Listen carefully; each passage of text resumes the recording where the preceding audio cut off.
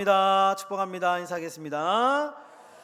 예, 감사합니다. 네, 우리 새해 맞이해서 오늘 좀 일꾼, 우리 재직들 함께 좀 우리가 또 새로운 마음을 타는 어떤 말씀이지만 우리가 또 이제 새롭게 출발하는 시점에 다시 한 번 더 오늘 말씀을 통해서 여러분들 또 다짐하고 새로운 또 힘이 되었으면 좋겠습니다. 들어오기 전에 강의안을 좀 준비했는데요. 주보의 내용은 좀 간단하게 정리를 한 것이고요. 강의안을 좀 보시면서 특별히 그 볼펜이나 좀 연필 같은 거 있으면 좀 좋겠는데요. 여러분들 한 개씩 좀 적어가면서 여러분들을 좀 점검하고 좀 돌아보는 그런 시간이 되었으면 좋겠습니다. 오늘은 우리 일꾼들을 위해서 10가지 계명, 10가지 더 되겠지만 특별히 이제 한 10개 정도 간추려 가지고 교회 일을 하는 사람, 중직자부터 시작해서 일꾼이라고 부르기도 하고 재직이라고 부르기도 하고 다양한 용어가 있지만 어쨌든 교회 안에 이 모양 저 모양으로 크든지 작든지 저를 포함해서 하나님의 일꾼, 하나님의 일을 하는 사람들은 오늘 이 말씀을 좀 새기고 갔으면 좋겠는데 10가지 반드시 우리가 좀 기억해야 할 것들을 정리를 했습니다. 먼저 1계명인데요. 1계명 한번 우리 다 같이 읽어보겠습니다. 시작. 정체성을 잊지 말라. 나는 누구의 사람인가. 첫 번째 계명이 중요한 정체성에 관한 이야기입니다. 나는 누구의 사람인가. 로마서 1장 1절에 한번 띄워주시겠습니까? 로마서 1장 1절. 로마서 1장 1절. 우리 다 같이 한번 핵심 구절인데요. 로마서 1장 1절 한번 읽어보겠습니다. 시작. 예수 그리스도의 종 바울은 사도로 부르심을 받아 그리스도의 복음을 위하여 택정함을 입었으니. 바울은 지금 누구의 종이라고 이야기하냐면 예수 그리스도의 종이다. 정확하게 자신의 신분을 소속을 밝히고 있습니다. 여러분 우리는 이 바울의 정체성을 잊으면 안 됩니다. 나는 누구냐? 교회에서 여러 가지 일들을 맡고 있는 나는 누구냐 했을 때 나는 예수 그리스도의 종이다 라는 첫 번째 정체성을 반드시 기억해야 됩니다. 우리가 이 정체성을 잊어버리거나 이 정체성이 자꾸 옅어지면 시험에 빠집니다. 시험에 빠집니다. 교회에서 일하는 일꾼들은 맡은 자들이죠. 맡은 자들. 하나님 예수 그리스도께서 우리에게 교회의 일들을 맡겨 주셨습니다. 교회의 머리는 담임 목사도 아니고 주인은 사람이 아니고요. 예수 그리스도 피값으로 사신 주의 교회, 몸된 교회죠. 교회는 그래서 일반 어떤 사모임하고는 다릅니다. 그냥 가볍게 동아리, 동호회, 향후회, 개 이런 차원으로 우리 이해하면 안 되죠. 그리스도의 피값으로 사신 교회라고 이렇게 이야기하잖아요. 이 피값으로 사신 교회의 주인 되시는 하나님께서 우리에게 사명을 주시고 그 사명 따라서 우리를 일꾼으로 세워주셨다라는 겁니다.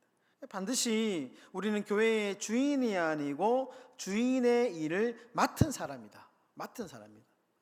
내 일처럼 일하지만 내 일이 아니죠. 내 일처럼 일하지만 내게 아닙니다.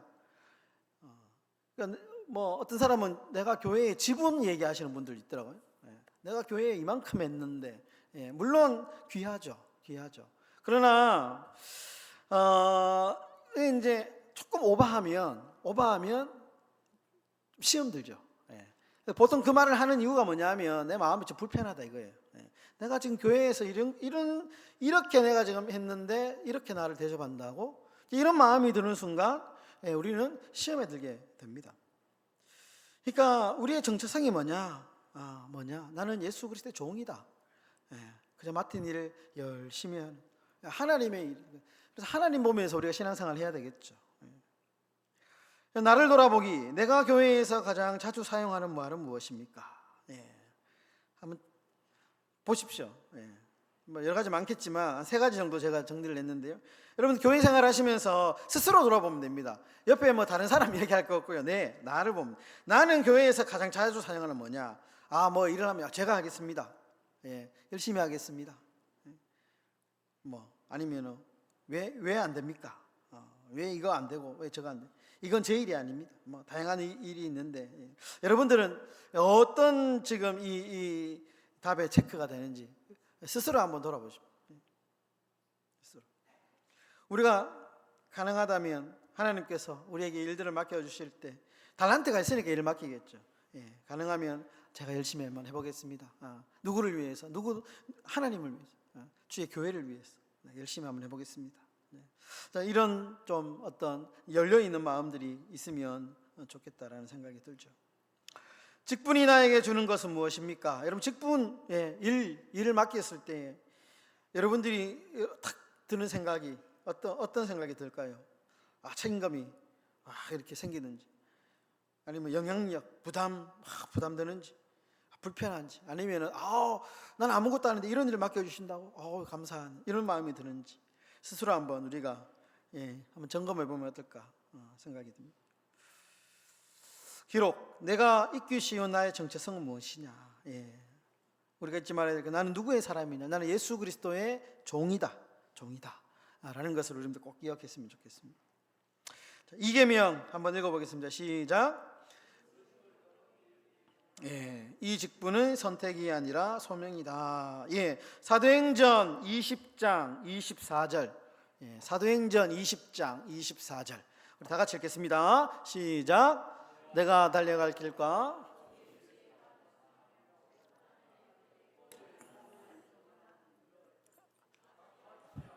나의 생명조차 조금 더 귀한 것으로 여기지 아니하노라. 여러분 이 참 그 바울의 고백을 보면 바울이 얼마나 이 자신의 직분을 정말 강한 소명감이 있는지 알 수 있죠. 우리가 하나님이 맡겨주신 어떤 직분, 일, 어떤 여러 가지 일들에 대해서 좀 가볍게 여기지 않았으면 좋겠어요. 저는 제가 참 안타까운 좀 그런 말이 뭐냐면 그런 거 있잖아요. 뭐 내가 하고 싶어서 한 것도 아닌데 이런 소리 있잖아요. 설사 그렇다 해도 내가 하기 싫은데 억지로 맡았다 해도 그런 말을 입 밖으로 내는 거는 스스로가 맡은 직분을 되게 그냥 가볍게 여기는 거죠. 하나님이 이 직분을 맡기셨다라고 생각한다면 그런 말을 쉽게 못하죠. 하면 안 되죠. 우리가 보통 이제 뭐 교회에서 직분자를 세울 때 우리가 이제 보통 선서하잖아요. 선서. 그 선서하는 이유가 뭐냐면 이 직분은 내가 하고 싶어서 하거나 내가 뭐 이렇게 하기 싫어 안 이게 아니고 하나님께서 나에게 맡겨 주셨기 때문에 정말 내가 감당이 안 되고 실력도 안 되고 하기 싫지만 그러나 하나님이 나에게 맡겨 주신 소명이라고 여기고 우리가 그렇게 선서하는 거죠. 우리 교회 일꾼들은 그런 마음이 필요합니다. 그러니까 어떤 일이든지 막 여러 가지 상황이 안 되죠. 여러 가지 개인적인 형편도 있고. 근데 적어도 우리가 그 부르심의 앞에 내가 거절을 한다 할지라도 가볍게 여기면 안 된다는 거예요. 내가 심지어 신발 정리하는 그 작은 일 진짜 아무것도 아니지만 교회에서 뭔가 일을 한다 해도 결코 가볍게 여기면 안 된다는 거예요. 가볍게. 소명이다 생각. 소명이라고 생각하면 이 일이 가볍지 않죠. 이 일이 경중을 떠나가지고 하나님이 나에게 맡겨주셨다. 하나님이 나에게 맡겨주셨다 라는 생각을 가지면 정말 한 땀 한 땀 일할 때 정성껏 가볍게 하지 않고 아주 정말 의미를 부여하면서 하나님이 얼마나 기뻐하실까. 사실 별거 아닌데도 불구하고 물 한 잔 이거 떠놓는 것도 별거 아니죠. 하지만 우리의 마음에 그 마음 하나님이 또 말씀을 대언하는 또 목사님 또 위해서 이렇게 하는데 하나님 얼마나 기뻐하시 이런 마음으로 하나님이 나에게 맡긴 소명이다라고 생각하면 물 한 잔 뜨는 거 신발 하나 정리하는 거 뭐 빗자루 한잔 하는 거 가볍지 않죠. 가볍지 않죠. 부르심을 가볍게 여기지 말라는 거예요. 모세가 하나님 부를 때 얼마나 거절을 많이 했습니까? 엄청나게 거절하잖아요. 하지만 그가 맡았을 때는 정말 하나님의 부르심이라는 소명의식을 가지고 열심히 하잖아요. 최선을 다하죠. 바울이 뭐 솔직한 말로 자기가 하고 싶어서 했습니까? 바울은 다메섹 가다가 갑자기 하나님 만난 거, 예수님 만난 거잖아요. 본인이 뭐 그 이방인의 사도가 되고 싶어가 된 거 아니잖아요. 막말로 진짜 뭐 내가 되고 싶어서 된 것도 아닌데. 하지만 바울이 그 소명을 받았을 때 가볍게 여기지 않고 이 사명을 내가 죽을 때까지 죽을 힘을 다하여 목숨 걸고 하잖아요. 이게 소명이거든요. 저도 목사 되고 싶어서 바로 된 사람이 아니거든요. 저도 사회생활을 하면서 뒤늦게 목사가 됐어요. 신학 공부하면서도 되게 고민이 많았어요. 이거 할 수 있겠나 내가. 그런데 어느 순간에 생각이 바뀌더라고요. 이게 소명이구나. 하나님이 나에게 맡기신 일이기 때문에 내가 잘하든지 못하든지 맡겨주신 거기 때문에 내가 최선을 다해야 되겠구나. 이것이 소명의식입니다. 부르심을 가볍게 여기지 말라. 우리에게 꼭 필요한 말씀입니다. 여러분, 사명은 상황이 좋을 때만 유지되는 약속이 아닙니다. 하다가 보면 사명이 참 그렇죠. 하다가 보면 별일 다 있잖아요. 좋은 일도 있고, 나를 응원해 주는 사람도 있고, 반면에 나를 오해하는 사람도 있고, 뭐 이렇게 뭐 싫어하는 사람도 있고, 관심 없는 사람도 있고, 다양하죠. 하지만 그런 상황 때문에 우리가 이거 하는 거 아니잖아요. 환경이 바뀌어도, 뭐 상황이 바뀌어도, 어떠한 상황에서 우리가 이거를 끝까지 가는 일은 뭐냐? 끝까지 가는 일은 뭐냐? 소명이기 때문에. 소명이기 때문에. 그렇습니다.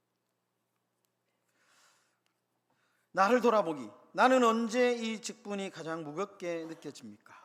여러분들이 교회 일을 하다 보면 이거 좀 무겁다, 힘들다 라고 느껴질 때가 언제냐 라는 질문이죠. 이 직분을 처음 맡았을 때의 마음을 한번 적어보십시오. 여러분, 직분을 처음 맡았을 때 얼마나 마음이 설렙니까? 마음이 설렙니까? 오늘 이제 우리 그 방송실에 이제 일꾼을 한 명 제가 세웠거든요. 세웠는데 처음에 이제 일꾼을 한 명 세웠는데 이제 그분이 고민도 안 하고 열심히 한번 해보겠습니다. 열심히 한번 해보겠습니다 하더라고요. 달란트가 좀 있다는 소리를 들어가지고 어차피 이제 우리 뭐 아들도 이제 내년에 고3이고 고3이라서 뭐 그렇게보다는 학생은 좀 이렇게 또 학생다움이 좀 있어야 되잖아요. 일꾼을 자꾸 세워야 되잖아요. 그래서 이제 일꾼을 세우는 차원에서 기도하다가 이렇게 또 세웠는데 흔쾌히 열심히 한번 해보겠습니다. 하나님 기뻐하시겠죠. 하나님이 열심히 일해가지고 방송실에 있으면 좋은 점이 있습니다. 뭐냐면 제 설교 원고를 매주마다 이렇게 본인이 따라 읽어요. 가야 돼요. 가면서 이제 성경 말씀 띄우고. 그러니까 하나님의 말씀을 이렇게 원고를 보면서 눈을 쭉 따라와야 되잖아요. 얼마나 본인의 영혼에 큰 어떤 영향분이 되겠습니까? 신앙이 되겠죠. 부르심을 가볍게 여기지 않는 것. 처음 맡았을 때 그 감격으로 하나님이 맡겨주신 일들을 감당한다면 정말 강력한 소명의식으로 우리가 교회를 섬길 수 있을 겁니다. 자, 3계명 다 같이 읽겠습니다. 시작. 충성을 성과로 착각하지 말라. 하나님은 결과보다 태도를 보신다. 마태복음 25장 21절. 우리 다 같이 한번 읽어보겠습니다. 시작. 그 주인이 이르되 착하고 충성된 종아, 내가 적은 일에 충성하였음에 내가 많은 것을 내게 맡기리니 내 주인의 즐거움에 참여할지어다 하고. 여러분, 저 말씀을 보면 하나님의 관심은 뭐냐? 능력이 아니에요. 일 잘하는 것, 열매를 많이 맺는 것, 이게 아니고 태도입니다. 태도. 그 사람이 한 개를 맡았던 두 개를 맡았든지 그것을 대하는 태도를 보시는 거예요. 태도. 교회 일을 하실 때 태도가 되게 중요합니다. 태도. 한결같은 태도. 정말 어떤 일을 맡겨도 정말 정말 하나님 앞에서 내가 이 일을 한다는 태도. 성과는 별로 중요하지 않아요. 뭐 내가 맡았는데 그거 열매가 없을 수도 있고요. 아니면은 뭐 까먹을 수도 있고, 뭐 더 불릴 수도 있죠. 그건 관계없어요. 교회에서는 그런 거 보지 않습니다. 태도를 봅니다. 태도. 얼마나 하나님이 나한테 맡겼으니까. 하나님이. 그러니까 얼마나 이거를 정말 소중하게 내가 정말 열심히 끝까지 한결같은 태도를 가지고 이 일을 감당하느냐. 너무너무 중요하죠. 그러니까 성과에 여러분들 너무 연연히 하지 마십시오. 성과에. 맡으니 어떤 분들은 조금 상대적으로 좀 쉬운 일을 맡는 분들도 있고, 어떤 분들은 상대적으로 되게 어려운 이 일을 맡은 분들이 있어요. 제가 알거든요. 하지만 성과에 너무 연연히 하지 마시고, 하나님이 나에게 맡겨주신 거다. 내가 맡긴 거 아니고, 담임 목사 맡긴 게 아니고 하나님이 나에게 맡겨주신 겁니다. 그러니까 그거를 내가 역량껏 최선을 다하면 됩니다. 그 대신 시험 들지 않으면 됩니다. 하다가 시험 드는 분이 많거든요. 왜냐하면 열매가 없으니까. 선교사님들이 이런 시험을 많이 받습니다. 선교사님들이 보통 이제 외국에 나가서 시험 이제 막 열심히 하는데 사역에 열매가 없어요. 전도가 안 되고 현지에 아무리 열매가 없잖아요. 그러면 자꾸 낙심을 하거든요. 결국에는 이제 뭐 다른 길로 빠지거나 사역을 포기하는 선교사님들이 많아요. 근데 한 명이, 근데 왜냐하면 그것도 조금 이제 그 파송한 교회의 영향도 있어요. 파송한 교회는 자꾸 뭔가 열매를 요구하거든요. 돈을 보내니까 그 돈에 맞는 뭔가를 투자라고 생각하는지, 투자금을 회수해야 된다 생각하는지 바꾸 열매를 요구해요. 그러니까 선교사님들이 거기에 대해서 너무 막 스트레스를 받는 거예요. 저희 교회는 그렇지 않습니다. 부서가 이제 있으면 이렇게 얼마 뭐 많지는 않지만 배정이 되잖아요.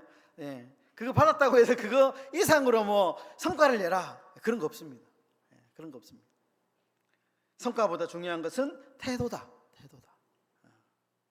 꼭 기억했으면 좋겠습니다. 나를 돌아보기. 나는 사역을 평가할 때 무엇을 더 중요하게 보느냐? 한번 스스로에게 질문해 보십시오. 나는 사역, 일, 교회 일을 평가할 때 무엇을 더 중요하게 보느냐? 만약에 여기서 이제 보고 솔직하게 뭐 나중에 가져가서 집에서 하셔도 돼요. 솔직하게 해보고 약간 이제 답이 조금 이상하다, 우리가 좀 수정을 해야 되겠죠. 여기에서는 이제 지속성이 중요하죠. 끝까지 한결같은 태도로 가는 것이 너무 중요하죠. 자, 4계명 넘어가겠습니다. 4계명 다 같이 읽겠습니다. 시작. 성품 없는 능력을 경계하라. 성품은 끝까지 남는다. 디모데전서 3장 2절에서 3절 한번 띄워주시고요. 디모데전서 3장 2절에서 3절 다 같이 한번 읽겠습니다. 시작. 그러므로 감독은 책망할 것이 없으며 하나님의 남편이 되며 절제하며 신중하며 단정하며 나그네를 대접하며 가르치기를 잘하며 술을 즐기지 아니하며 구타하지 아니하며 오직 관용하며 다투지 아니하며 돈을 사랑하지 아니하며. 여러분, 일할 때 우리 중직자 일꾼의 자격은 뭐냐? 무엇을 잘하는가 보다는 그 사람이 어떤 사람이냐가 중요합니다. 어떤 사람이냐. 그러니까 성품이 중요하다라는 거예요. 성품이. 왜냐하면 모든 일이 다 그렇지만 특별히 교회 일은 스스로 동기부여를 계속해야 됩니다. 그러니까 회사하고는 다르죠. 회사 일은 능력이 뛰어나면 최고죠. 성품이 조금 못하거나 별로라도 그 사람이 성과를 잘 내고 일을 잘하면 그 사람이 빨리 승진하고 그리고 능력을 인정받죠. 근데 교회는 달라요. 교회는 일보다는 능력보다는 더 중요한 게 성품입니다. 왜냐하면 같이 가야 되기 때문에. 세상 일은 혼자 치고 나가는 거기 때문에 내가 혼자 잘하면 돼요. 근데 교회는 그렇지 않습니다. 내가 혼자 치고 나가면 그거는 이 원리, 이 하나님 나라의 원리하고는 맞지 않죠. 조금 내가 능력이 있지만 능력이 조금 떨어지는 사람하고 같이 가기 위해서 때로는 좀 천천히 가야 됩니다. 이게 원리죠. 이게 말씀의 성경의 원리죠. 그래서 성품이 중요합니다. 성품이 중요합니다. 첫째도 성품이고 둘째도 성품이고. 그러니까 성품은 안 되어 있는데 능력이 뛰어나잖아요. 교회는 반드시 문제가 생깁니다. 사람들하고 관계가 안 좋아지거나, 자꾸 이제 일을 하는데 자꾸 이렇게 막 부딪히죠. 부딪히죠. 분명히 보면 능력이 있어요. 뛰어나요. 그분이 탁 앞에 나가서 앞에서 일하면 막 열매가 주렁주렁 맺혀요. 성과가 팍팍 나타나요. 그런데 옆에 있는 사람이 다 상처를 막 입는, 마치 그런 거죠. 이 전쟁터에서 총을 쏘는데 아군 적군 안 가리고 막 쏘는 거예요. 그래서 사상자는 엄청 많은데 알고 보니까 아군도 막 다치고 막 그런 거죠. 딱 이렇게 집중해가지고 적군만 탕탕탕탕 사야 되는데, 성품이 그런 거예요. 성품이. 그러니까 능력을 조금 우리가 천천히, 성과는 조금 천천히 가더라도 천천히 뭔가 이렇게 서로 같이 소통하면서 성품을 다듬어가면서, 성품은 특히 갈등 상황에서 나타나죠. 갈등 상황에서 뭔가 이제 일을 하다가 보면 갈등이 생깁니다. 갈등이 생겨요. A라는 일을 하는데 이거를 어떤 사람은 오른쪽으로 하자, 어떤 사람은 왼쪽으로 하자. 이런 상황에서 이제 여기서 왼쪽으로 해도 되고 오른쪽으로 해도 상관없거든요. 근데 여기서 이제 뭐가 나타나요? 성품이 나타나는 거예요. 성품이. 그러니까 일꾼들은 끊임없이 성품 훈련을 해야 됩니다. 성품 훈련을. 일을 잘하는 게 중요한 게 아니고 성품을 자꾸 다듬어 가야 돼요. 질문에 나를 돌아보기에 보면 갈등 상황에서 나는 보통 무엇을 하는지 한번 스스로 체크해 보십시오. 침묵한다, 설득한다, 밀어붙인다, 뒤에서 말한다. 몇 가지 체크사항이 있죠. 갈등 상황에서 나는 어떻게 되느냐. 내가 특별히 다듬어야 할 성품은 뭔가? 한번 스스로 우리가 한번 돌아봅시다. 내가 다듬어야 될 성품은 뭐냐? 자, 5계명 한번 읽어보겠습니다. 시작. 위에 서려 하지 말라. 중직은 올라가는 자리가 아니라 내려가는 자리다. 아주 중요하죠. 마태복음, 마가복음 10장 45절. 45절 다 같이 읽겠습니다. 시작. 인자가 온 것은 섬김을 받으려 함이 아니라 도리어 섬기려 하고 자기 목숨을 많은 사람의 대속물로 주려 함이니라. 여기 교회에서 일한다라는 거는 우리가 섬긴다, 일한다, 일꾼을 섬기는 자 이렇게 생각하면 됩니다. 섬기는 자.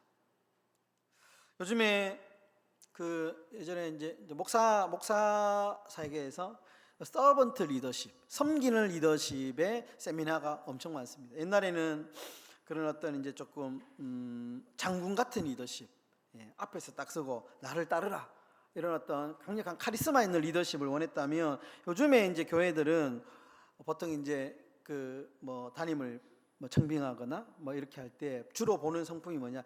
섬기는 리더십. 그래서 저도 오기 전에 이 서번트 리더십이라고 세미나도 많이 듣고 책도 많이 읽고, 그러니까 목사는 섬기는 사람이 돼야 된다, 이런 이야기를 되게 많이 들었거든요.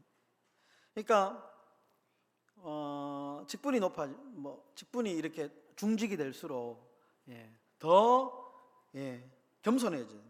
말은 줄이고 손과 발은 바쁘게 움직이는 사람이 돼야 돼. 그러면은 존경받습니다. 말은 많이 하는데 아무것도 안 해. 그러면 존경을 못 받아요. 어디 가도 그렇겠지만. 그러니까 자꾸 이제 뭔가 위에 서려, 내가 저 사람보다는 나, 이런 생각이 자꾸 드는데 그렇지 않다는 거예요. 올라가는 자리가 아니라 내려가는 자리예요. 내려가는 자리다.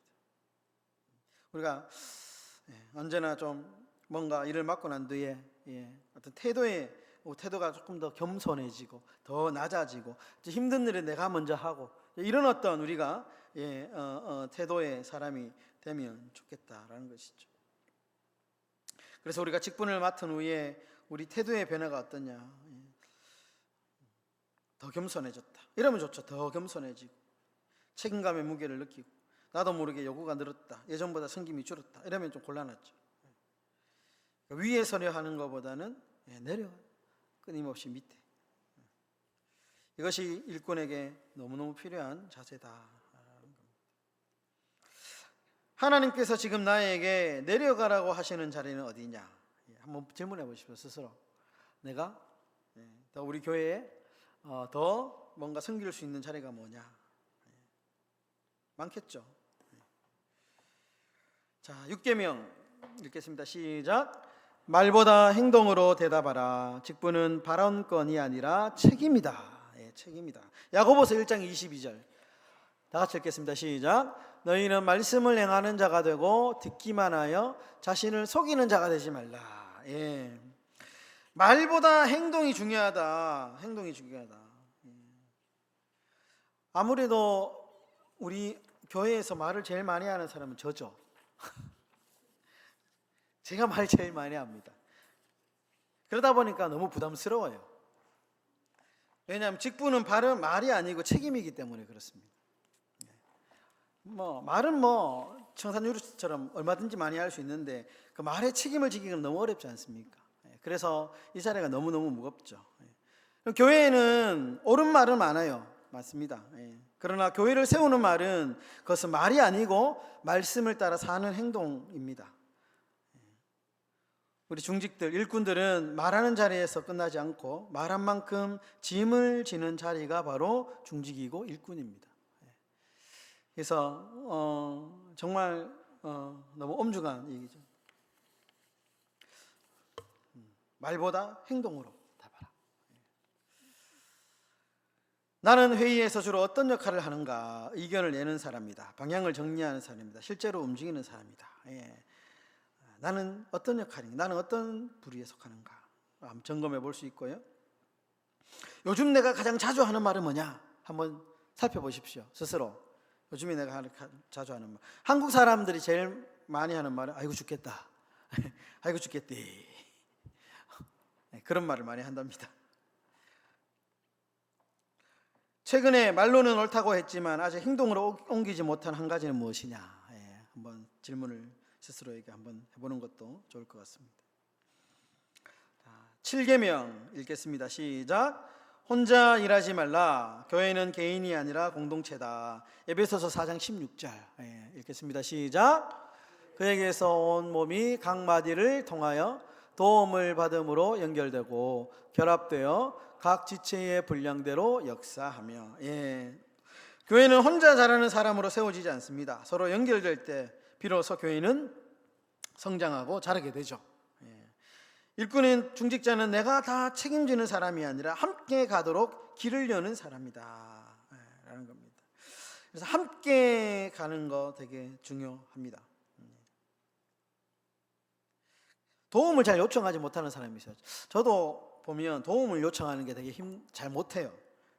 저도 보면 그냥 혼자서 해결하는 걸 편해서 사회 갈 때도 보면 그냥 혼자서 막 그냥 다 해버리는 경우가 많이 있었거든요. 도움을 요청하는 것이 좀 어려운 스타일인데, 그런데 교회는 도움을 요청하는 해서 함께하는 공동체가 되어야 된다라는 겁니다. 그래야지 소외되는 사람이 없죠. 소외되는 사람. 8계명 읽겠습니다. 시작. 혀를 방치하지 말라. 중직자의 말은 교회의 공기다. 말이 중요. 잠언 18장 21절 읽겠습니다. 시작. 죽고 사는 것이 혀의 힘에 달렸나니 혀를 쓰기 좋아하는 자는 혀의 열매를 먹으리라. 부정적인 말 교회에서는 하면 안 됩니다. 그게 왜냐하면 번집니다. 번집니다. 그리고 교회는 일 수도 있고 아닐 수도 있잖아요.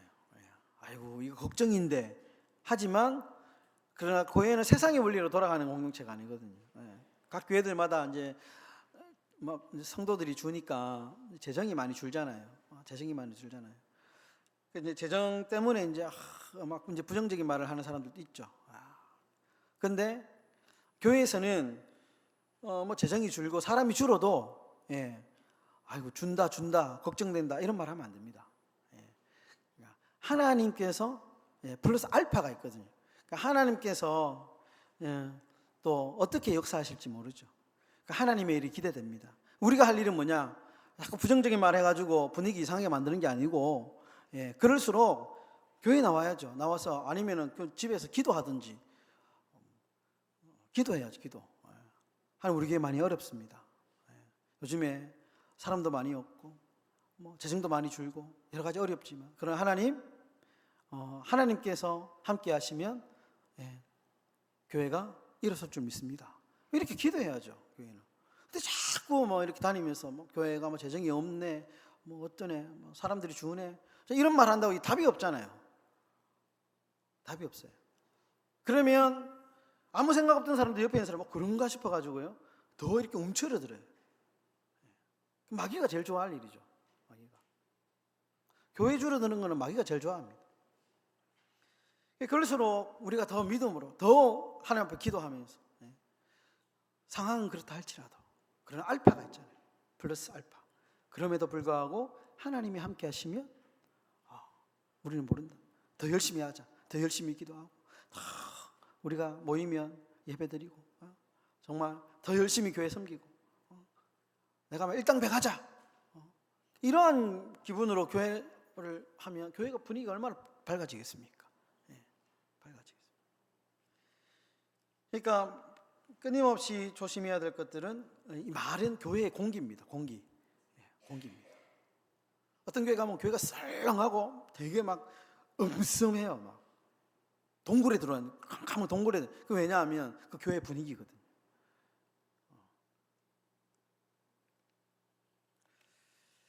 그러니까 말은 생각보다 오래 남고 생각보다 멀리 퍼집니다.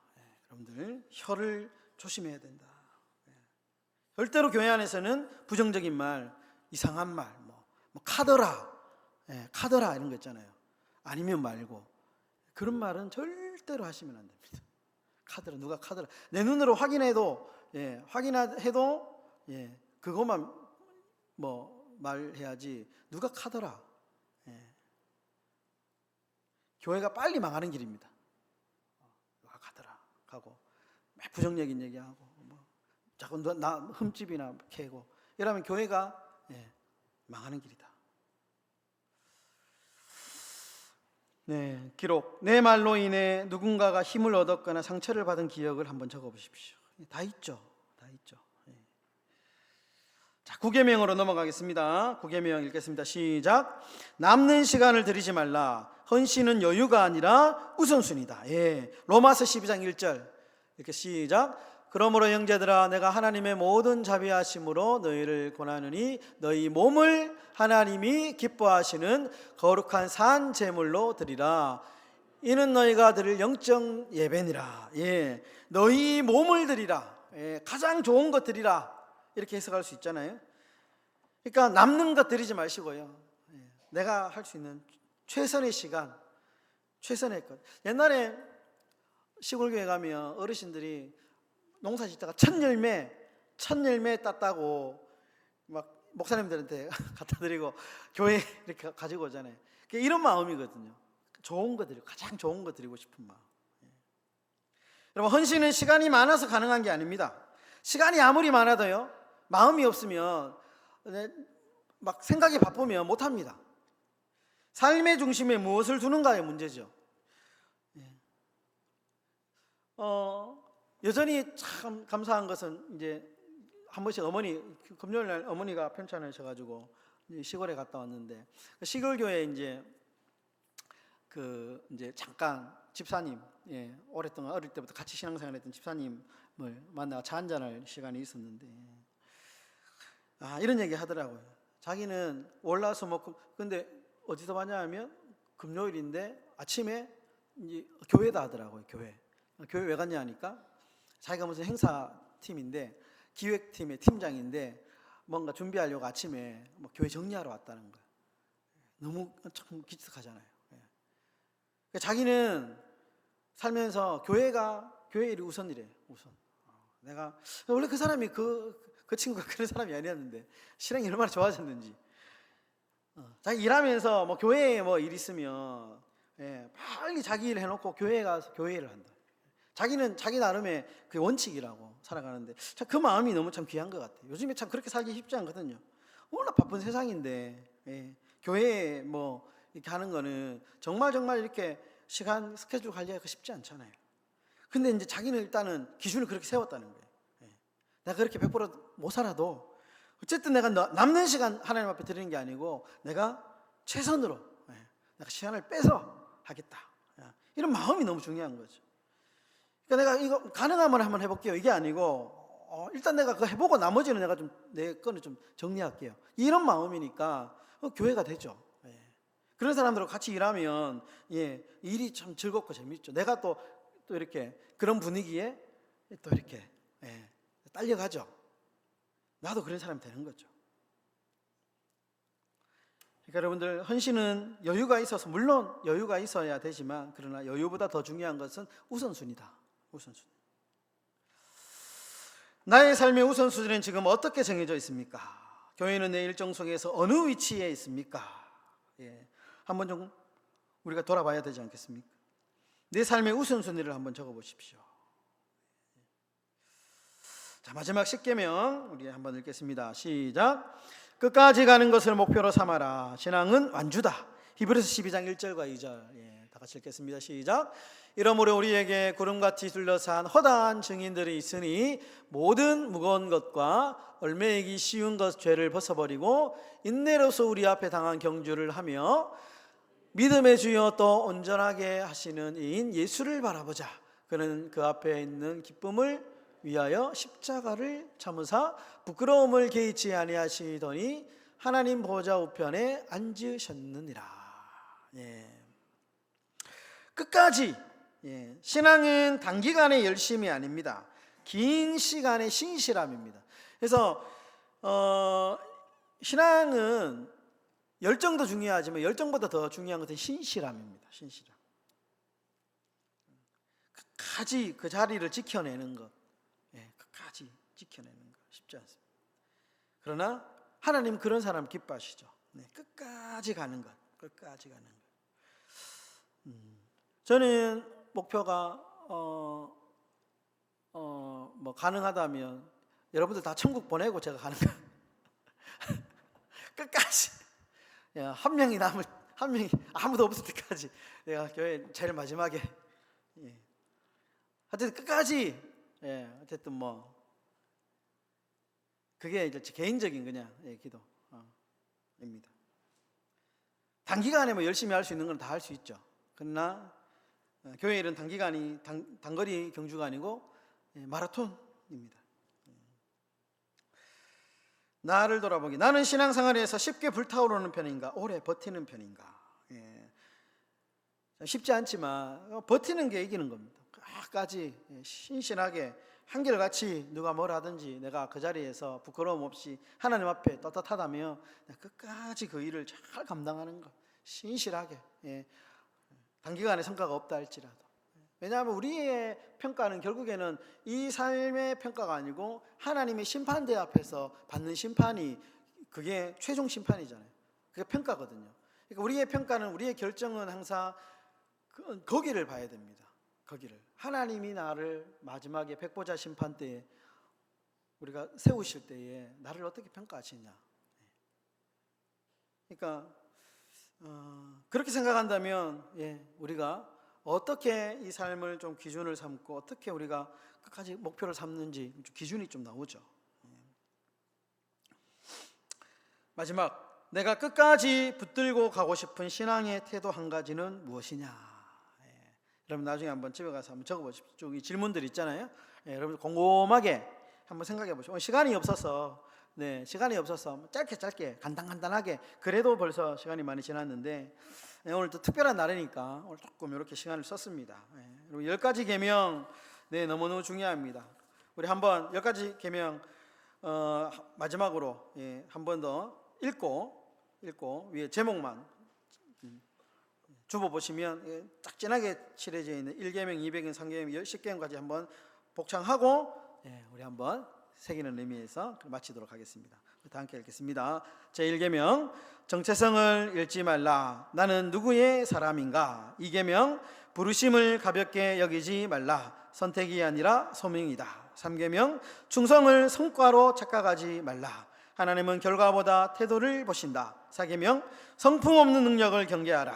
성품은 끝까지 남는다. 5계명 위에 서려 하지 말라. 중직은 올라가는 자리가 아니라 내려가는 자리다. 6계명 말보다 행동으로 대답하라. 직분은 발언권이 아니라 책임이다. 7계명 혼자 일하지 말라. 교회는 개인이 아니라 공동체다. 8계명 혀를 방치하지 말라. 중직자의 말은 교회의 공기다. 9계명 남는 시간을 들이지 말라. 헌신은 여유가 아니라 우선순위다. 10계명 끝까지 가는 것을 목표로 삼아라. 신앙은 완주다. 아멘.